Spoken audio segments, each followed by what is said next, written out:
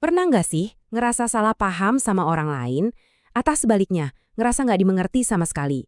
Nah, kemampuan buat baca pikiran orang lain dan juga pikiran kita sendiri, itu adalah inti dari karya seorang pemikir revolusioner, Profesor Peter Fonagy. Yuk, dalam beberapa menit ke depan, kita bedah idenya yang mengubah total cara kita memandang hubungan antar manusia.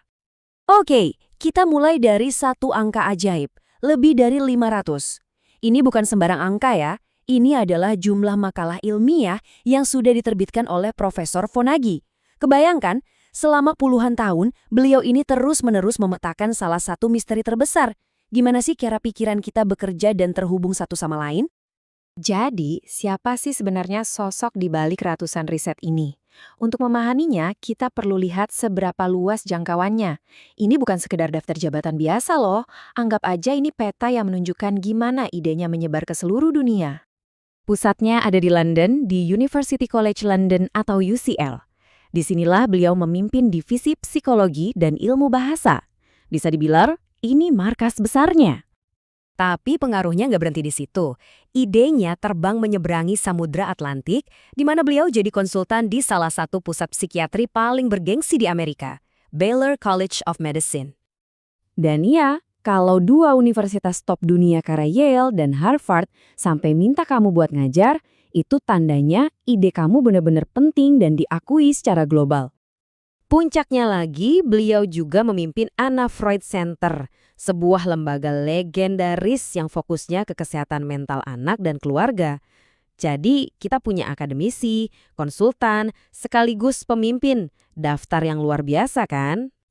Oke, dengan semua peran ini, pertanyaannya jadi, apa sih benang merahnya? Apa satu ide besar yang mendorong semua kerja keras ini? Jawabannya ada di jantung karyanya, yaitu memahami hubungan manusia. Ini bukan tentang teori yang rumit di atas kertas, tapi tentang masalah nyata yang kita semua hadapi setiap hari.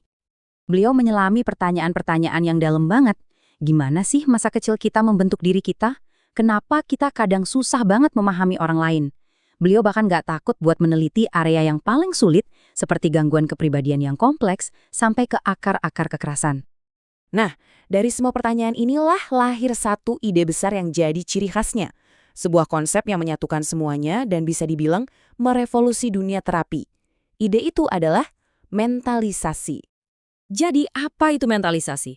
Gampangnya gini, ini adalah soal melihat di balik perilaku. Bayangin deh teman kamu tiba-tiba diam 1000 bahasa.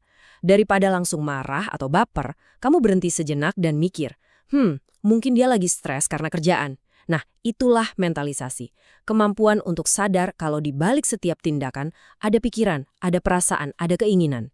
Ide yang kelihatannya sederhana ini ternyata jadi dasar buat banyak terapi yang sangat efektif. Punya ide hebat itu satu hal, tapi gimana caranya supaya ide itu bisa mengubah kebijakan satu negara dan membantu jutaan orang? Nah, itulah yang Profesor Fonagy lakukan selanjutnya. Disinilah kita lihat lompatan yang luar biasa. Dari teori di kampus, langsung jadi kebijakan nyata di pemerintahan, yang akhirnya mengubah cara sebuah negara menangani kesehatan mental warganya. Pengaruhnya benar-benar nyata. Beliau ini bukan cuma kasih saran, tapi mimpin langsung. Bayangin, dia bantu nentuin cara ngukur keberhasilan terapi, ikut nulis pedoman yang dipakai dokter di seluruh negeri, dan bahkan ikut merancang strategi nasional buat melindungi anak-anak yang paling rentan. Ini adalah dampak di level tertinggi. Dengan kontribusi sebesar ini, ya tentu saja pengakuan pun datang dari mana-mana. Yuk kita lihat gimana dunia mengakui warisan luar biasa dari karyanya. Lembaga-lembaga akademis paling elit di dunia memberinya gelar fellow. Ini tuh cara para ilmuwan top lainnya buat bilang, orang ini adalah salah satu yang terbaik dari kami. Karyanya udah mengubah bidang kami. Penghargaan seumur hidup datang dari berbagai penjuru. Tapi ada satu yang spesial banget. Wiley Prize di tahun 2015. Kenapa? Karena dia adalah orang pertama dari Inggris yang pernah menerimanya. Ini menempatkan beliau di puncak jajaran pemikir psikologi dunia. Kalau kita harus merangkum seluruh karyanya dalam satu kalimat, mungkin kalimat inilah yang paling pas. Sebuah dedikasi tanpa henti untuk menggunakan ilmu pengetahuan demi memahami dan membantu mereka yang paling membutuhkan. Dan semua ini membawa kita kembali ke satu pertanyaan sederhana yang jadi inti karya Profesor Fonagy. Sebuah pertanyaan untuk kita semua renungkan. Hari ini, seberapa baik kita sudah mencoba untuk benar-benar memahami pikiran orang-orang di sekitar kita?